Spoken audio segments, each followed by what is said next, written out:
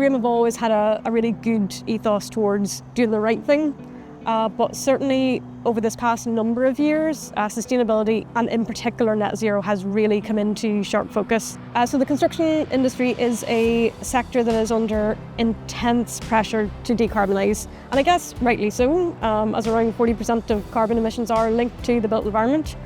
However, in order to achieve net zero across the industry, there are lots of challenges, and green hydrogen can help to tackle some of those challenges. Protium's green hydrogen is determined green because we use renewable energy to produce it. That means we're using wind or solar, and we're using that electrical energy to help us split water. And we split the water into hydrogen and oxygen.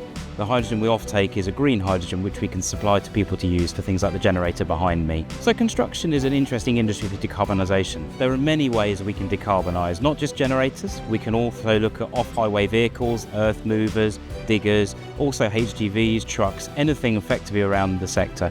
You can also look at things like powering cabins, welfare cabins, and even hand and other kind of machinery that are used, whacker plates, those kind of things. So there are lots of parts of the industry that can use green hydrogen to help decarbonise. It is a learning curve for everybody that's been involved. It's been a learning curve for me, for everybody, the site team, and it was a lot seamless to do than we originally maybe anticipated. Nobody really knew what it involved, and everybody thought there was going to be massive disruption to the works, that we were going to have no power for 3 days while it got changed over, and everybody would have to stop work, and it wasn't that way. Those are the myths that we're hoping to dispel going forward. I think the briefings have really helped open people's eyes that this is the way of the future and this is the way that we are going, and diesel will be phased out, so we've got to start looking at renewables, and having this trial has been really beneficial. The Hydrogen Innovation Initiative is come on board with this program as a dissemination partner to help to share the learning from this demonstration with the wider industry. This demonstration was selected because it showcases multiple aspects of the hydrogen value chain, including the supply of green hydrogen, distribution to site, and also end use here. So it's got a lot of really interesting learning that can be applied across the construction sector, including understanding deployment planning, refueling logistics, and also integration into site operations, which will be really useful for other use cases in the future.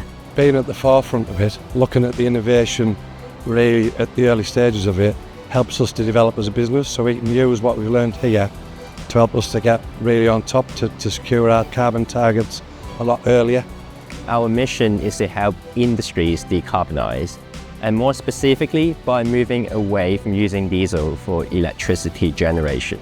We believe that hydrogen is the logical alternative. We work very closely with health and safety representatives at all levels of the organization to make sure that any credible risk can be mitigated. So what we're seeing here today is the start of a very exciting journey.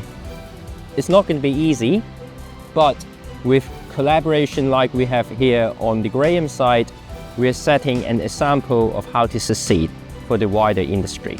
At National Highways, we have a carbon strategy which aims to achieve net zero by 2050. That includes everything on our roads. By 2040, we aim to have net zero in our construction activities.